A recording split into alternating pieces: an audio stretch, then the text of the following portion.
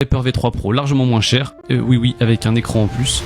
Voici la Shilkey Glacier LW8KL qui reprend toutes les caractéristiques des souris top level d'aujourd'hui. Elle ne pèse que 47 grammes, possède un capteur Pixar 3950 et propose 8000 Hz en 2,4 GHz et filaire ou 1000 Hz en Bluetooth, tout ça en étant équipé d'un écran OLED. OLED. En parlant de l'écran, il affiche des infos comme les DPI, le taux de polling rate, le niveau de batterie et le mode de connexion actuel. En tout cas, ce qui est sûr, ce n'est pas ça qui vous rendra meilleur. Cependant, j'ai trouvé malgré tout intéressant pour voir le niveau de batterie de la souris, qui sur beaucoup de souris ne sera visible que sur le logiciel ou sur l'app web. En ce qui concerne la qualité de fabrication et définition de cette glacier, on est très bien.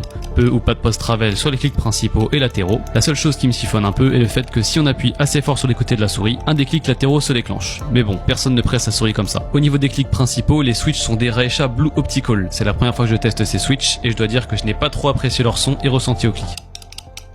Le feeling de la molette est très cool, semble ne pas laisser passer des scrolls imprévus et son clic est agréable. La shape est extrêmement similaire à celle de la Razer Viper V3 Pro ou de la Lamzu Maya X. Étant un joueur de claw grip, j'étais totalement à l'aise avec et elle sera aussi très bien adaptée au fingertip, un peu moins au palm grip pour les grandes mains. L'autonomie en 1000 Hz sera d'environ 60 heures d'utilisation et si vous étiez inquiété par la consommation de l'écran, elle se veut en réalité très minime étant donné qu'il se coupe lorsqu'on utilise la souris et ne s'activera que si on arrête de la bouger ou qu'on la soulève. En conclusion, cette souris est une bonne alternative à la Viper V3 Pro pour son prix, mais je pense qu'on pourrait se passer de l'écran pour faire baisser un peu le prix. Et là, on aurait probablement une souris au rapport qualité-prix difficile à battre. Si elle vous intéresse, elle est disponible à l'achat en projet Kickstarter au prix de 79 $, lien dans la bio, et sortira aux alentours du mois d'octobre au prix de 99 $ sur le site de Shilkey. Et si vous avez la moindre question, je vous ai également laissé le lien de mon Discord dans la bio.